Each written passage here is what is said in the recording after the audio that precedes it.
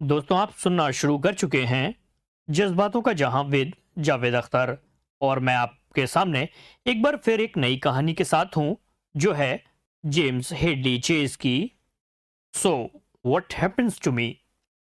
इसका Hindi version hijack. तो आइए मेरे साथ इस कहानी को सुनते हैं।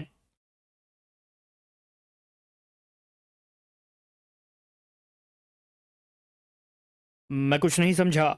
अब मुझे गुस्सा आने लगा था। मुझे तुम्हारी ये बातें बिल्कुल पसंद नहीं आई। ना ही मैं किसी रॉब को मानता हूं। मैं खुद कर्नल से बात करूंगा और उस गधे मैनेजर को भी देख लूंगा जिसे तुम फन्ने खां बनाकर पेश कर रही हो। अभी मैं कुछ और भी कहता कि केबिन के बाहर किसी गाड़ी के रुकने की आवाज सुनाई दी। पॉम तेजी से उठकर खिड़की के पास गई, फिर पलटी। उसका रंग फक हो रहा था। वो फन्ने खां बाहर आ पहुंचा है, वो कांपते लहजे में बोली। और उसने परेशानी से इधर उधर देखा और बोली, उसे मालूम नहीं होना चाहिए कि मैं यहां हूं। मैं कहाँ छुपूं? मेरे कुछ कहने से पहले ही वो दौड़कर बाथरूम में घुस गई और अंदर से दरवाजा बंद कर लिया। मैं वहां हैरान परेशान सा खड़ा रह गया। मैंने दरवाजा खोला और मुझे ऐसा लगा कि जैसे किंग कॉन्ग थोड़ा सा छोटा होकर मेरे दरवाजे पर आ पहुंचा है। मैं ठिठका और मैंने सोचा कि अगर पॉम इससे डर रही है तो ठीक ही डर रही है। उसका बड़ा सा कद्दू जैसा सिर उसके चौड़े कंधे पर यूं रखा हुआ था कि गर्दन का नामो निशान नहीं था। उसकी छोटी सी नाक, छोटी छोटी आंखें, बारीक होंठ चर्बी से भरे हुए चेहरे में इस तरह धसे थे कि नजर ही नहीं आते थे। उसकी टाई पर बहुत बड़ी सोने की पिन लगी हुई थी। उसने अपनी हरी आंखें जैसे मेरे वजूद में धसाते हुए एक बनावटी मुस्कुराहट के साथ कहा, क्या आप मिस्टर जैक क्रेजी हैं? मुझे अंदाजा हो गया कि वाकई एक पैदाइशी बदमाश है, इसलिए मुझे बहुत सावधानी से बात करनी होगी। जी हाँ, फरमाइए, मैंने शालीनता से बोला। वो अपने भारी वजूद से थप थप करता हुआ अंदर चला आया और अपने पीछे दरवाजा बंद करते हुए बोला, मैं रॉबर्ट वेस्ले हूँ और मिस्टर वर्नी के मामलों की देखभाल करता हूँ। मुझे मिसेस वर्नी ने आपका शुक्रिया अदा करने के लिए भेजा है कि आपने उनका कीमती घोड़ा तलाश करके सुरक्षित पहुंचाया है। अब मिसेस वर्नी कैसी हैं? मैंने उसकी बात को नजरअंदाज करते हुए पूछा। वो बड़े इत्मीनान से एक कुर्सी पर बैठ गया। मैंने भी उसके सामने सीट संभाल ली। उसने मुझ पर एक ऐसी तेज निगाह डाली जो मामूली दिलगुर्दे के आदमी का पित्ता पानी कर सकती थी। फिर बोला, मिस्टर जैक, क्या आप यहाँ काम करते हैं? मैं सावधान हो गया। जी हाँ, आप ऐसा कह सकते हैं, लेकिन आपका नाम हमारे स्टाफ रजिस्टर में नहीं है। ये मैं नहीं जानता, क्योंकि मैं कर्नल ओल्सन के लिए काम कर रहा हूँ। इस बारे में वे ही जानते होंगे। मैंने अपने चेहरे पर वही मूर्खतापूर्ण भाव लाते हुए कहा, तो तुम्हें कर्नल ओल्सन ने नौकरी पर रखा है? अब वो अपनी गहरी हरी आंखों से लगातार मुझे घूर रहा था। मैं शायद ठीक से नहीं समझ पाया। मैंने तुरंत पैंतरा बदला। दरअसल मैं और कर्नल फौज में इकट्ठे काम करते थे। रिटायरमेंट लेने के बाद मैं भी अभी खाली बैठा था। इत्तेफाक से कर्नल से बात हो गई तो उसने मुझे यहाँ बुला लिया, क्योंकि यहाँ एक बड़े प्रोजेक्ट पर काम चल रहा था। कर्नल का ख्याल था कि शायद यहाँ मेरे लिए भी कोई जगह निकल आएगी, और मैंने सोचा कि इस बहाने मैं इस शहर को भी देख लूंगा। बस मैं चला आया। उसने अपना कद्दू जैसा सिर दो तीन बार हिलाया और बोला, ये तो कर्नल ओल्सन की हिमाकत थी कि उसने आपको यहाँ बुला लिया, क्योंकि यहाँ कोई काम नहीं है। हम लोग हर प्रोजेक्ट शुरू करने से पहले पूरा स्टाफ और लेबर भर्ती कर लिया करते हैं। बहरहाल, आप फौरन हमारे स्टाफ मैनेजर को रिपोर्ट करें ताकि वह आपको कोई मुनासिब काम दे सके और आपका इंश्योरेंस भी हो जाए। अब मुझे बात कुछ कुछ समझ में आने लगी थी। मैंने बड़ी लापरवाही दिखाते हुए उस सफ़ेद हाथी से कहा, आपका शुक्रिया मिस्टर रॉबर्ट, लेकिन मैं खाम ख्वाह आपके स्टाफ में भर्ती नहीं होना चाहता, मैं क्वालिफाइड एरो इंजीनियर हूँ और मैं अपनी योग्यता के अनुसार ही काम की तलाश में हूँ।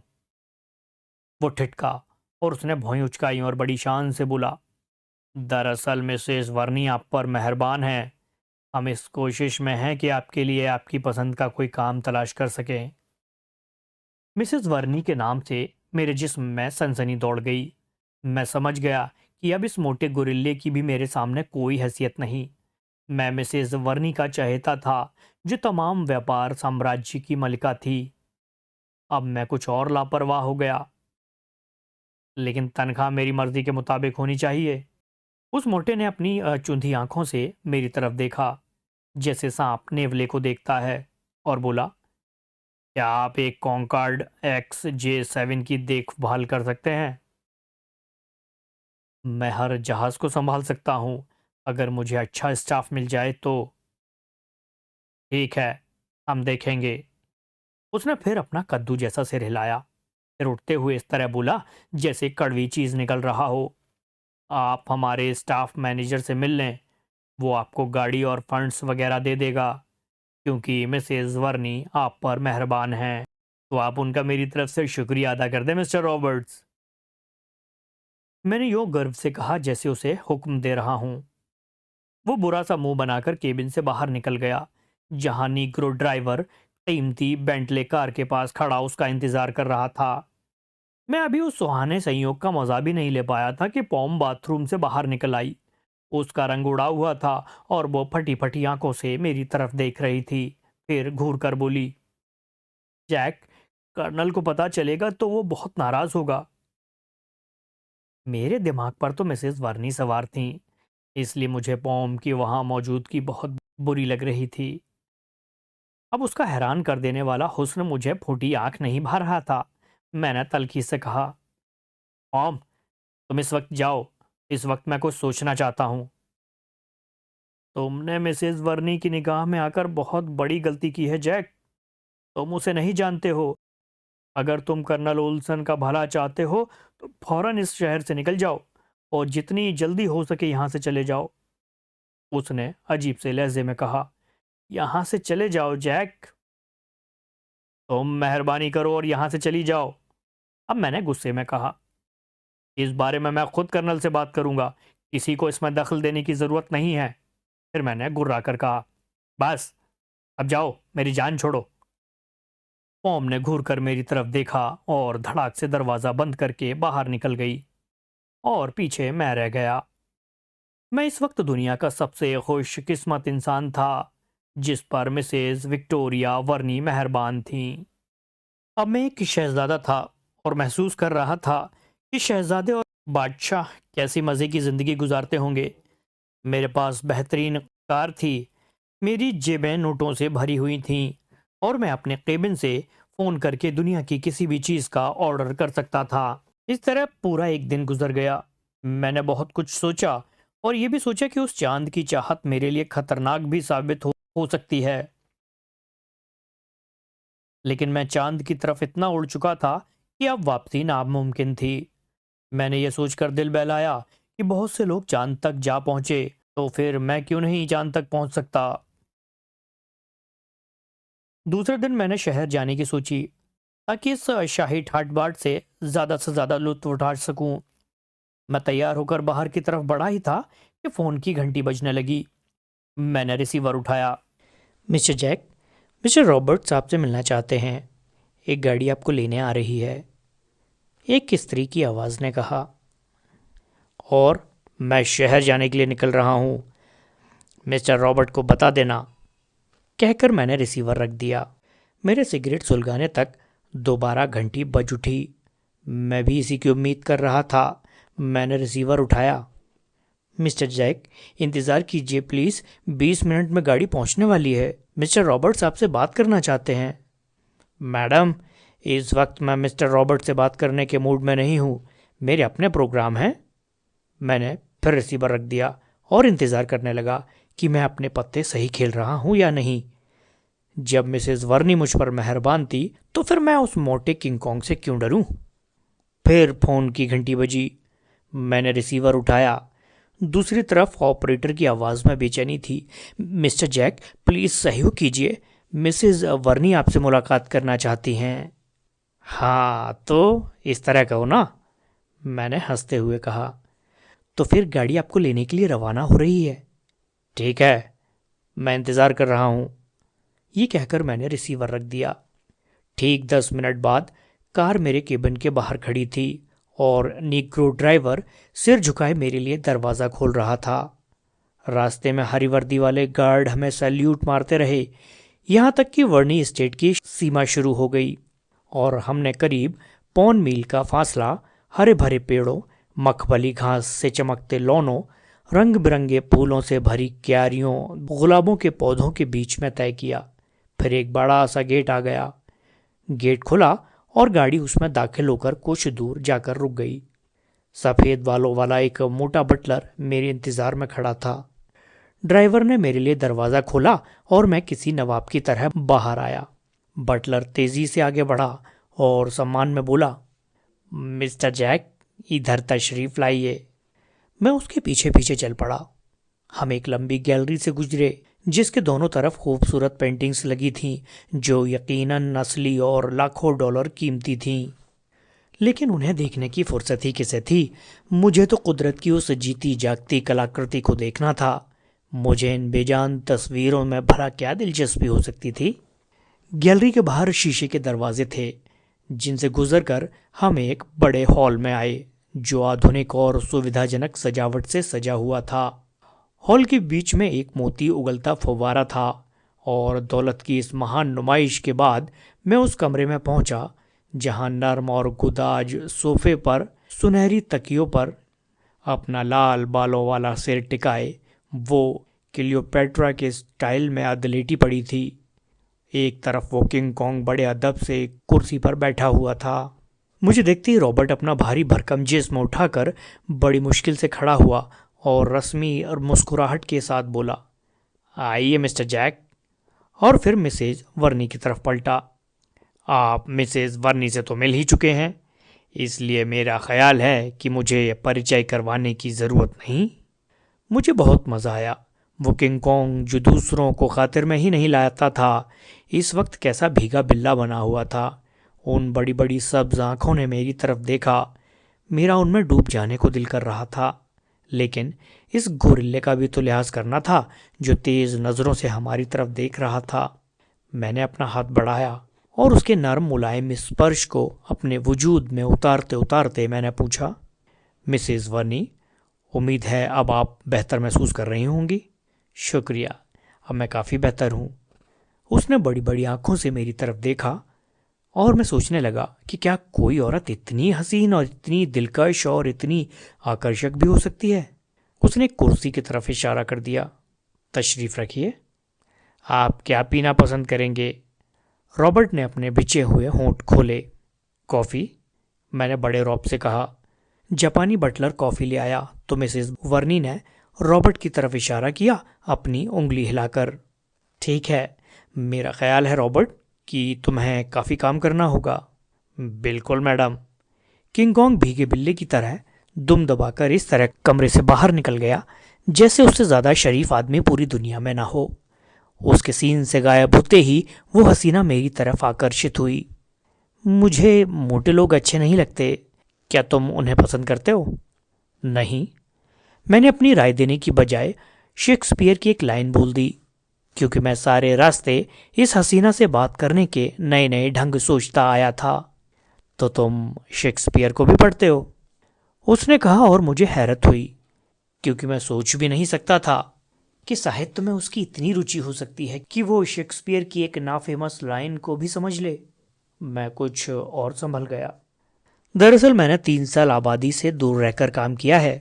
वहाँ शेक्सपियर से बेहतर साथी और कौन हो सकता था। इस दौरान जापानी बटलर ने कॉफ़ी के बर्तन हटा दिए। जैसे ही वो बर्तन समेटकर फारिग हुआ, मिसेस वर्नी ने अपनी लंबी लंबी सुडौल उंगलियों से इशारा किया। वो फौरन कमरे से गायब हो गया। मैं उंगली की उस हरकत से बहुत ज़्यादा प्रभावित हुआ और अचानक मुझे ख्याल आया कि कहीं ऐसा वक्त ना आ जाए जब वो उंगलियों का इशारा करके मुझे भी सीन से गायब कर दे। इस ख्याल ने मुझे इतना बेचैन किया कि खुद को संभालने के लिए मैंने सिगरेट निकाली और उसकी तरफ बढ़ा दी। आप ये सिगरेट पी लेंगी या आपके लिए सोने की सिगरेट बनती है? मैं सिगरेट नहीं पीती, उसने मुस्कुराकर कहा। फिर कुछ ठहर कर बोली, मिस्टर जैक, तुम्हारी बातों में ताजगी है, उन लोगों की अपेक्षा जो मेरी खुशामद करने में हर वक्त आगे आगे रहते हैं। ठीक है, फिर भी मैं आपको ये बता दूं कि आप जैसी खूबसूरत औरत मैंने आज तक नहीं देखी। शुक्रिया। उसने ऐसे देखा जैसे ये सब कुछ वो पहले से जानती हो, और ये भी कि मैं उसके हुस्न के जाल में पूरी तरह उलझ चुका हूँ। वो बोली, घोड़े को तलाश करने के लिए शुक्रिया। वहाँ किसी को घोड़े की फिक्र नहीं थी। दरअसल जब मैं आबादी से दूर काम कर रहा था तो उस वक्त मैं घुड़सवारी से दिल बहलाया करता था। उसने आकर्षक आंखों को आधा खोलकर मेरी तरफ देखा। क्या तुम हमारे लिए काम करना पसंद करोगे? मैं सवाल का कोई उलझा हुआ जवाब देने के लिए पहले से ही तैयार था। क्या आप हमारे लिए को ज़रा साफ करेंगी? हमारे इंटरप्राइजेस के लिए? उसके खिले माथे पर एक लकीर पड़ी। इसका मतलब मुझे मिस्टर रॉबर्ट के साथ काम करना होगा। मैंने सिर हिलाया और उसकी तरफ उन मतवाली आंखों से देखा जो मैंने हसीनाओं से बातचीत करने के लिए ख़ास तौर से ईजाद कर रखी थी। मैंने कहा, मुझे यूं ही पल भर के लिए ख्याल आया था कि शायद आप अपने लिए काम करने के लिए कह रही हो। मेरे अर्थपूर्ण लहजे और बोलती नज़रों ने असर किया। वो ज़्यादा देर तक मेरी नज़रों से नज़र न मिला सकी। फिर नज़रें चुराकर बोली, मैंने रॉबर्ट से बात की है, वो यकीनन तुम्हारे लिए जगह निकाल लेगा। यकीनन, मुझे उम्मीद है। मैंने अब उस पर अपनी मुस्कुराहट का जादू फेंका। लेकिन मुझे इसके बारे में सोचना होगा, क्योंकि मेरे लिए मिस्टर रॉबर्ट की छत्रछाया में काम करना असहनीय है। इसके साथ ही मैं उठ खड़ा हुआ। आपकी इस कृपा का बहुत बहुत शुक्रिया। मैं कुछ कदम उसकी तरफ बढ़ा।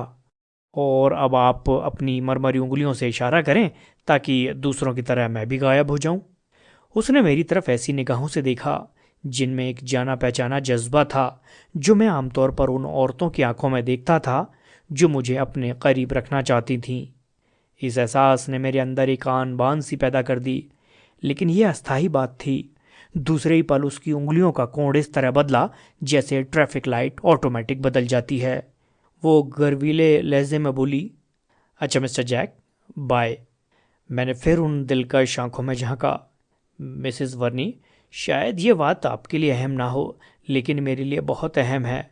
मैं आपको बताना चाहता हूँ कि इस वक्त मैंने अपने लहजे में कुछ संगीत, कुछ अरमान, थोड़ा सा रोमांस और बहुत सारा जादू डालकर कहा, इस वक्त मैं दुनिया की सबसे खूबसूरत नीली आंखों में झांक रहा हूँ।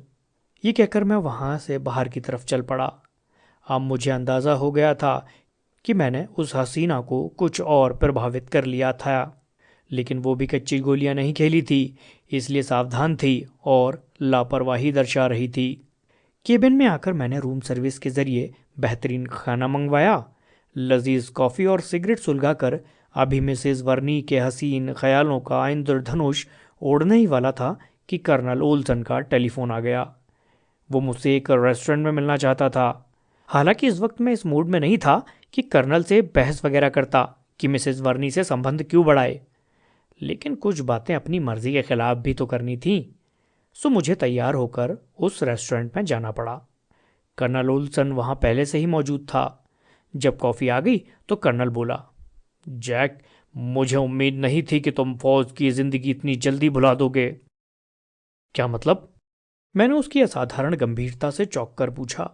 तुम भूल गए हो कि फौज में अपने ऐसे सीनियर अफसरों के ऑर्डर किस तरह माने जाते हैं? उसकी आवाज़ में हलचल थी। तुम भी भूल रहे हो कर्नल कि इस वक्त हम फौज में नहीं हैं, और ना ही तुमने मुझे विश्वास में लिया है कि तुम क्या करना चाहते हो। इसलिए मैं उस तरह खेलता रहा जिस तरह मेरे सामने पत्ते आते गए। अगर तुम्हें यह पसंद नहीं आया तो मुझे बताओ, मैं आज ही तुम्हारे रास्ते से हट जाता हूँ। मैंने आत्मविश्वास से भरपूर लहजे में कहा। कर्नल के माथे पर हल्के हल्के पसीने के कतरे उभर आए। उसने खकार कर गला साफ किया और बोला, जैक, अभी कोई ज़्यादा नुकसान नहीं हुआ है, लेकिन मैं नहीं चाहता कि तुम इस तरह से सामने आओ कि सारे लोग पहचान जाएं। सुना है तुम मिसेज वर्नी की निगाह में चढ़ गए हो और आज उससे मिलकर भी आए हो। तुम्हारे जासूसों ने बड़ा अच्छा काम किया है, मैंने व्यंग्य से कहा। छोड़ो, हमें इस तरह ताने कस कस कर वक्त ख़राब नहीं करना चाहिए। मैंने तुम्हें इसलिए बुलाया है कि मुझे यहाँ एक बहुत बड़ी योजना पर काम करना है और उसमें मुझे तुम्हारी मदद की ज़रूरत है। कर्नल ने अब अपना मूड बेहतर कर लिया था। अगर ऐसी ही बात थी तो तुम्हें मुझे पहले ही विश्वास में ले लेना चाहिए था, मैंने जवाब दिया। क्या तुम $1 करोड़ के लिए कोई रिस्क ले सकते हो? कर्नल ने पूछा। मैं चौंका। $1 करोड़? लेकिन रिस्क कितना बड़ा है? ये एक बहुत बड़ी स्कीम है और इसमें मेरे साथ कुछ और लोग भी शामिल हैं। अगर मैं तुम्हें सब कुछ बता देता हूँ और तुम्हें वो प्लानिंग पसंद नहीं आती, तो क्या तुम पर विश्वास किया जा सकता है कि ये बात तुम तक ही रहेगी? कर्नल ने अपनी आशंकाएं प्रकट की। अगर तुम्हें मुझ पर इतना ही विश्वास नहीं है कर्नल, तो मेरा ख्याल है कि हमें अभी अलग हो जाना चाहिए। ठीक है जैक, हमें एक दूसरे पर विश्वास तो करना ही होगा। मैं तुम्हें इस प्लानिंग की तफसील बताता हूँ। अगर तुम्हें प्लानिंग पसंद नहीं आती तो मैं तुम्हें $3000 दूंगा। तुम वापस चले जाना और अपनी ज़ुबान बंद रखना। मैं वादा करता हूँ, मैंने यकीन दिलाया। पिछले दिनों पॉम ने मुझे एक आदमी से मिलवाया। देखने में तो शहर में उसकी एक आर्ट गैलरी है, लेकिन वो अंडरग्राउंड भी बहुत कुछ करता है। उसने जब वर्नी के इस नए जहाज़ के बारे में सुना, जिसकी कीमत 10 करोड़ से भी ज़्यादा है, तो उसने ये प्लानिंग मुझे बताई। $10 करोड़ से भी ऊपर का हवाई जहाज़? मैंने दिलचस्पी और हैरत से पूछा। हाँ, 10 करोड़ से भी ऊपर, क्योंकि ये अपनी तरह का इकलौता प्लेन है जिसकी मिसाल सारी दुनिया में नहीं मिलेंगी। उसमें हर सुविधा मौजूद है और उस पर मिसेस वर्नी ने पानी की तरह डॉलर बहाए हैं। तो उस आर्ट गैलरी वाले शख्स का कहना है कि उसके पास उस प्लेन का ग्राहक मौजूद है। अगर मैं उस ग्राहक तक प्लेन उड़ाकर ले जाऊं, तो वो उसके बदले हमें $5 करोड़ देगा। पहले तो मैं ये प्लानिंग सुनकर बहुत घबराया था, क्योंकि मैंने कभी इस तरह के काम नहीं किए थे। लेकिन जैसे जैसे मैंने इसके बारे में सोचा, वैसे वैसे मुझे लगने लगा कि मुझे ये रिस्क लेना चाहिए। मैं अपना कोई कारोबार करना चाहता हूँ, क्योंकि वर्नी के पास काम करना बहुत मुश्किल है। ये हम लोगों का खून निचोड़ लेते हैं, लेकिन बदले में इतना भी नहीं देते कि हम संतुष्ट हो जाएं। कर्नल ने रुककर सांसें दुरुस्त की और बोला, प्लानिंग को एक्टिवेट करने के लिए मुझे एक काबिल स्टाफ की ज़रूरत है। मेरा सहायक पायलट हेनरी बहुत माहिर है, पॉम हमारे साथ है और एक हमें अच्छा फ्लाइट इंजीनियर भी चाहिए था, जिसके लिए मेरी निगाह तुम पर पड़ी। अब तुम बताओ कि तुम मेरा साथ दोगे या नहीं। मैंने कर्नल की बातों पर गौर किया। पेशकश बड़ी आकर्षक और तगड़ी थी। अगर कामयाब हो जाते तो हमारे वारे न्यारे हो सकते थे। लेकिन यह बच्चों का खेल नहीं था, इसलिए मैंने कर्नल से पूछा, पहले मुझे यह पता चलना चाहिए कि 10 करोड़ का वो हवाई जहाज़ किस प्रकार चुराया जाएगा, ताकि मैं देख सकूं ये प्लानिंग सेफ और अमल करने लायक है भी या नहीं। प्लेन के तैयार होने में अभी 2 महीने बाकी हैं। मैं और हेनरी उसे कंपनी से प्राप्त करके यहाँ तक ले आएंगे। उसके बाद उसकी टेस्ट फ्लाइट होगी। वर्नी आम तौर पर रात को सफ़र तय करना पसंद करता है, इसलिए इसकी टेस्ट फ्लाइट रात को ही होगी। सो मैं, हेनरी, पॉम और तुम प्लेन को टेस्ट फ्लाइट पर ले जाएंगे। हम समुद्र के ऊपर उड़ेंगे और मैं कंट्रोल टावर को बताऊंगा कि इंजन में आग लग गई है। उसके बाद रेडियो बंद कर दूंगा ताकि कंट्रोल टावर कुछ और न जान सकें। उन्हें ज़रूरी इंतज़ाम करने में कुछ वक्त लगेगा। तब तक हम प्लेन उड़ाकर अपने स्थान पर ले जाएंगे और उसे इतना ऊंचा उड़ाएंगे कि रडार पर नज़र ना आ सके। लेकिन हम नई दुनिया में दाखिल हो चुके होंगे। हालांकि स्कीम में कई झोल थे, फिर भी वो मुझे दिलचस्प लगी। अभी उस पर अमल करने के लिए 2 महीने का वक्त बाकी था और इस अरसे में उसकी तमाम खामियों और झोल को दूर कर सकता था। मैं कर्नल के साथ स्कीम की विभिन्न पहलुओं पर गौर करता रहा। फिर मैं कर्नल के साथ को पायलट हेनरी और उस शख्स से भी मिला जिसने हवाई जहाज़ का ग्राहक तलाश किया था। ऐसे ही कामों में व्यस्त रहने की वजह से मुझे उस हसीन नाज़नीन का ख्याल तक न आया, जो मेरे दिल में घुसकर एक कोने पर कब्जा जमाए बैठी थी। मैंने इस काम से फुर्सत पाई तो एक अच्छे से रेस्टोरेंट में खाना खाकर कॉफ़ी का इंतज़ार कर रहा था कि मेरी निगाह दरवाजे पर पड़ी। मेरी आंखें चमक उठीं। सफ़ेद सादा लेकिन बेहद कीमती लिबास में मिसेस विक्टोरिया वर्नी रेस्टोरेंट में दाखिल हो रही थीं। उसका दिलकश चेहरा चांद की तरह चमक रहा था और उसके साथ वो मोटा किंग कॉन्ग था जो उसके साथ पीछे पीछे बड़े अदब से चलता आ रहा था। तो आगे की कहानी जानने के लिए चैनल को सब्सक्राइब कीजिए और बेल आइकन को हिट कीजिए। तो मिलते हैं अगले एपिसोड में।